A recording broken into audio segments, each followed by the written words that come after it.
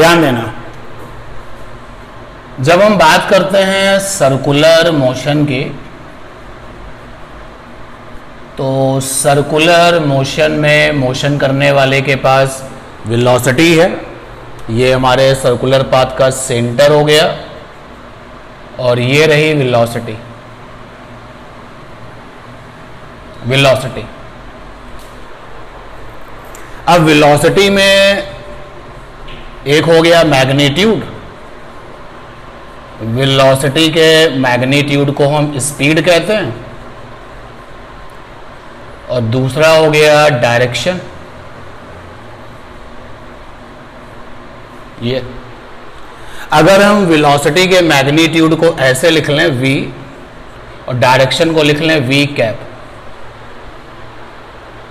तो स्पीड अगर बदलती है, मैग्नीट्यूड अगर बदलता है, तो क्या लिखा जाएगा? dv upon dt। ऐसे तो लिखा जाएगा। इस dv अपॉन dt को क्या लिखेंगे? Change in speed, change in speed in circular motion. और change in speed in circular motion को अभी लास्ट क्लास में आपने क्या नाम दिया है? Tangential acceleration. जो टेंजेंशियल एक्सीलरेशन है वो चेंज इन स्पीड का नाम है, आप चेक करेंगे तो आपको मिलेगा।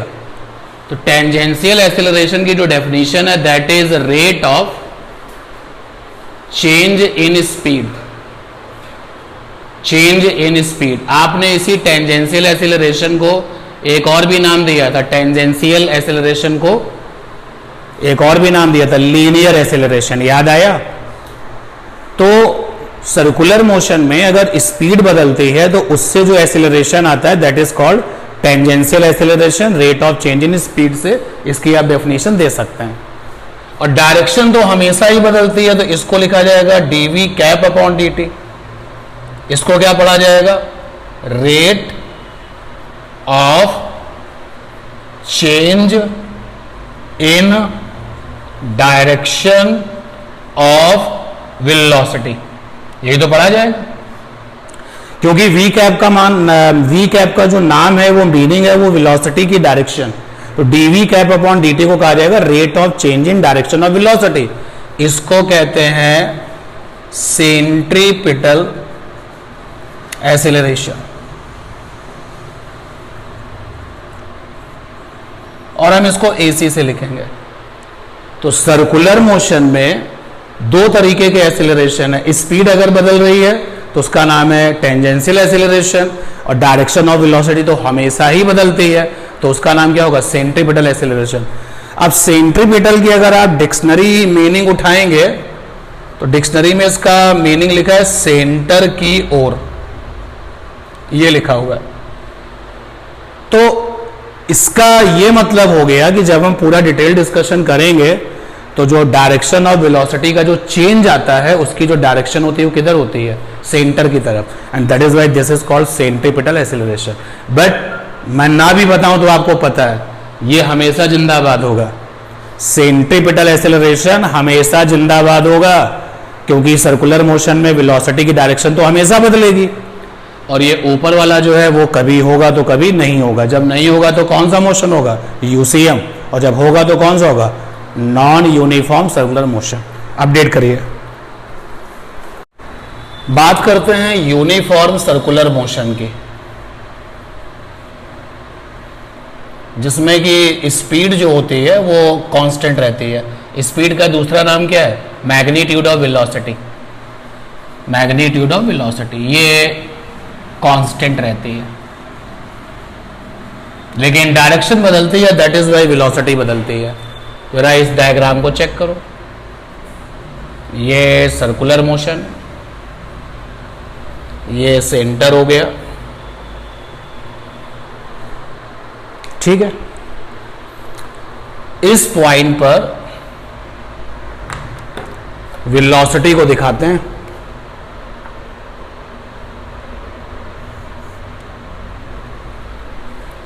तो इस पॉइंट पर जो वेलोसिटी है वो v1 है, और इसका जो मैग्नीट्यूड है वो v है, और जो डायरेक्शन है वो v1 कैप है, ठीक है। कोई समस्या नहीं ना इसमें, क्योंकि मैग्नीट्यूड और डायरेक्शंस के टर्म्स में आप लिख सकते हो।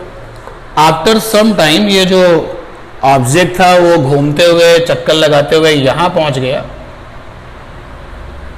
इस पॉइंट पर आ गया, और जब वो इस पॉइंट पर आ गया तो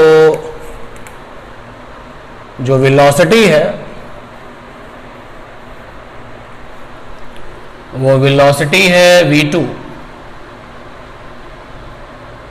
मैग्नीट्यूड तो वही रहने वाला है v, और डायरेक्शन है v2 कैप।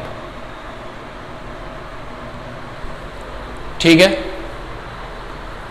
और टाइम 0 पर वो यहां था, dt टाइम पर वो यहां पहुंच गया, तो ये रहा छोटा सा d थीटा, छोटा सा d थीटा। तो d थीटा यहां पर क्या है? एंगुलर डिस्प्लेसमेंट है। तो मैं यहां पर एक पॉइंट लिख रहा हूं, जितना एंगुलर डिस्प्लेसमेंट होता है उतना ही एंगल्स वेलोसिटी वेक्टर के बीच में भी बनता है। मैं ये लिखता हूं, फिर आपको समझाने के हमारे पास में कई तरीके होंगे। यानी angle between velocities vector in a circular motion is equal to होता है एंगुलर डिस्प्लेसमेंट, एंगुलर डिस्प्लेसमेंट। और ये एक की कॉन्सेप्ट है,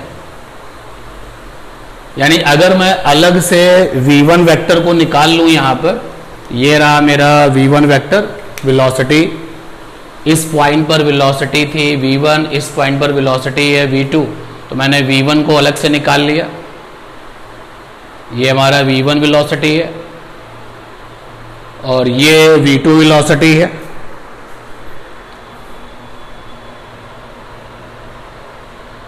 ये v2 वेलोसिटी है।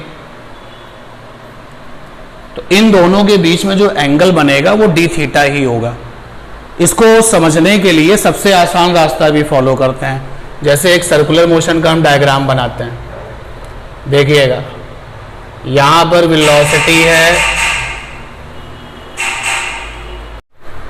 यहां पर वेलोसिटी है v1, और ये हमारा पार्टिकल यहां से यहां पहुंच गया, तो ये आ गया 90 डिग्री। अब देखिएगा v1 वेलोसिटी और v2 वेलोसिटी, जब आप इनको पास पास लाओगे तो एंगुलर डिस्प्लेसमेंट भी 90 डिग्री है और दोनों वेलोसिटी वेक्टर के बीच में एंगल भी कितना है? 90 है। ऐसे आप ट्राई कर सकते हो। और भी तरीके होते हैं, ज्योमेट्री थोड़ा सा काम करेगी बट हम उसको स्किप कर रहे हैं यहाँ पर। तो ये एक की वर्ड है, की पॉइंट है, लेकिन इस फार्मूले से, इस एग्जाम्पल से ये समझ सकते हैं कि एंगुलर डिस्प्लेसमेंट 90 है तो वेलोसिटी वेक्टर्स के बीच भी एंगल 90 है। और आगे देखो, अगर वो यहां पहुंच जाता, ये वेलोसिटी ये वाली, तो अब एक वेलोसिटी v1 ये है और दूसरी आपकी ये है, तो अब एंगुलर डिस्प्लेसमेंट कितना हो जाता? 180। तो दोनों वेलोसिटी वेक्टर के बीच में एंगल भी कितना बन जाता? 180। तो ये बहुत आसानी से समझी जाने वाली बात है। तो ये रिजल्ट आपका आ चुका है। ठीक है, तो लिख देता हूं यहां पर दोनों वेलोसिटीज जो हैं वो v1 और v2 हैं, तो angle between velocity v1 and velocity v2 is equal to, लिख दिया d थीटा। क्लियर है ये बात? ठीक है। अब मुझे इनका चेंज चाहिए, और ये हमें पता है कि जो इनका चेंज होगा वो केवल डायरेक्शन की वजह से आएगा, क्योंकि वैल्यू तो चेंज नहीं हो रही है। तो यहां पर जो वेलोसिटी का चेंज आएगा वो बिकॉज ऑफ द डायरेक्शन। तो इनका चेंज चाहिए, तो चलो भाई चेंज करते हैं, चेंज दिखाते हैं। तो चेंज इन वेलोसिटी चाहिए, डेल्टा v। तो बाद वाली वेलोसिटी v2 है माइनस पहली वाली वेलोसिटी v1 है। जरा इसका डायग्राम बनाते हैं। इसका मतलब ये है ना, क्योंकि मुझे ये भी प्रूफ करना है कि ये जो चेंज आएगा उसका जो डायरेक्शन होगा वो किधर होगा? सेंटर की तरफ। तो इसलिए मुझे डायग्राम बनाने की जरूरत है, अदरवाइज फार्मूला अगर डिराइव करना है बहुत आराम से आ जाएगा। तो इसका मतलब है वेक्टर में पढ़ा था कि v2 वेक्टर के साथ में किसको प्लस करना होगा, -v1 को। ठीक है, श्योर, रेडी है ना? अब देखिएगा, ध्यान देना, ब्लू पेन का कमाल देखिए। v2 वेक्टर ये है, तो v2 वेक्टर ये है और ये थोड़ा सा यहां पे लिख लेते हैं v1 वेक्टर ये, यहां से हटाते हैं, थोड़ा फोकस चाहिए ना। ये v1 वेक्टर है और ये रहा v2 वेक्टर। v1 वेक्टर को मैंने लिखा था वैल्यू साथ में v1 कैप और v2 को लिखा था वैल्यू साथ में v2 कैप। तो मुझे v2 वेक्टर के साथ में कॉम्बिनेशन बनाना है किसका, -v1 का। तो अगर ये v1 है, अगर ये v1 वेक्टर है, तो इसी का जो उल्टा होगा वो क्या होगा, -v1 होगा। तो ध्यान देना, सब लोग ध्यान देंगे, -v1 वेक्टर, ये रहा ब्लू पेन से देखिए, ये -v1 वेक्टर,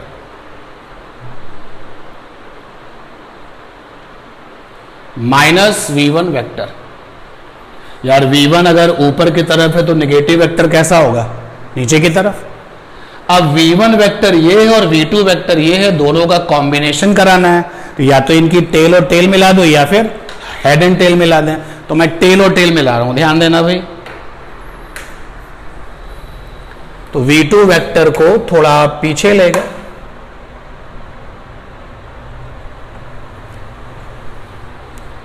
और ये -v1 वेक्टर को भी पीछे ले गए।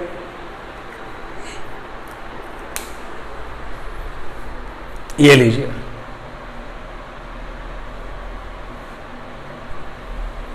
यहां पर दोनों लोग मिल गए।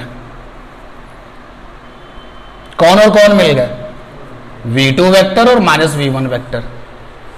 अलग से भी अगर आप देखें तो ये हमारा v2 वेक्टर है और ये हमारा -v1 वेक्टर है और ये दोनों यहां पर अपना मिल चुके हैं। तो इनका जो रिजल्टेंट होगा वो क्या होगा, चेंज इन वेलोसिटी होगा।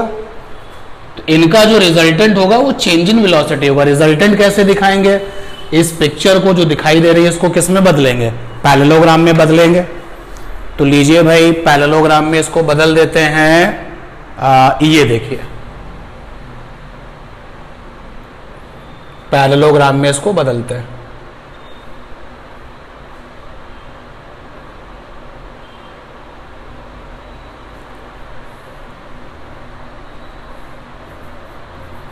क्या आपको वहां से बैठ करके ये पैरेललोग्राम नजर आया?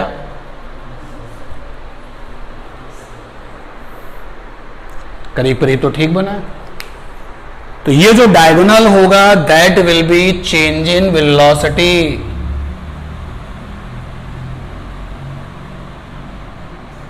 ये जो डायगोनल होगा वो क्या होगा, चेंज इन वेलोसिटी। ये जो इतनी एफर्ट्स करी है केवल इसी छोटी सी बात के लिए करी है, नहीं तो हमको ये चेंज निकालना था। अभी मैं इसकी वैल्यू निकाल के आसानी से आंसर आ जाएगा। लेकिन why this is called centripetal, क्योंकि अभी तुमने डेफिनेशन पढ़ी कि जो डायरेक्शन की वजह से जो वेलोसिटी चेंज होता है उससे जो एक्सेलरेशन आता है उसका नाम क्या है, सेंट्रीपिटल। तो सेंट्रीपिटल क्यों कहते हैं, तो now you all can see कि जो वेलोसिटी चेंज का डायरेक्शन है वो किस तरफ है, सेंटर की तरफ है। क्लियर है ये बात? अब जब वेलोसिटी का चेंज सेंटर की तरफ है, ये मैंने प्रूफ कर दिया, तो वापस सिंपल सिचुएशन में आ जाते हैं। इसको हटाया, इसको हटाया और ये भी हटा दिया, क्योंकि जो मेरा टारगेट था वो पूरा हो चुका है। मैंने आपको ये प्रूफ करके दिखा दिया है कि जो वेलोसिटी का चेंज है यहाँ पर वो सेंटर की तरफ होता है और इसलिए इससे आने वाले एक्सेलरेशन को हम कहते हैं सेंट्रीपिटल। तो ये देखो v1 है, ठीक है।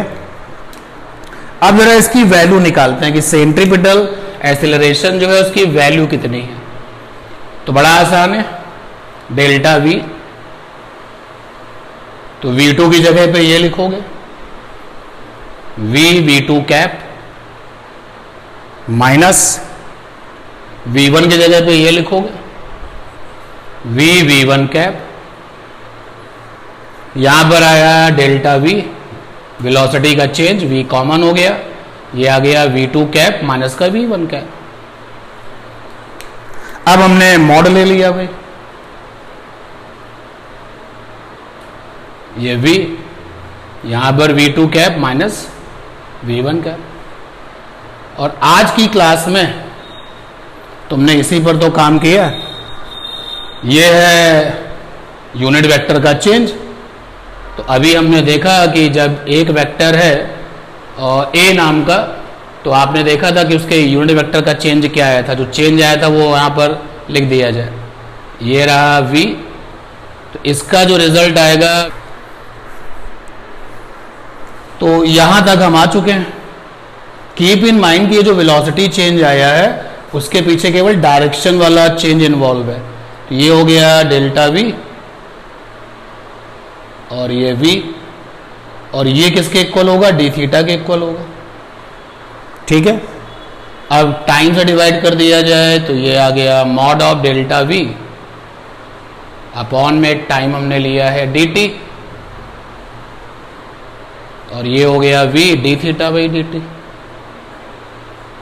ये क्या है, rate of change in velocity due to direction.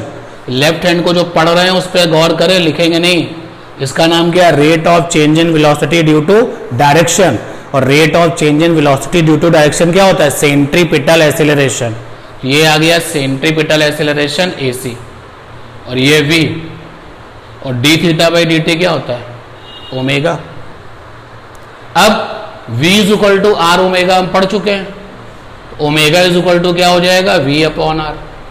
तो यहां पर आप इस फार्मूले का लुक बदल सकते हो, v अपॉन आर, ये बन गया v स्क्वायर बाई आर। ये फार्मूला इस लुक में बहुत फेमस है, सेंट्रीपिटल एक्सीलरेशन। ठीक है, और अगर आप v की जगह पे आर ओमेगा लिख दो, इस वाले v पे आर ओमेगा लिख दो, तो ये ac इज इक्वल टू क्या हो जाएगा, आर ओमेगा स्क्वायर।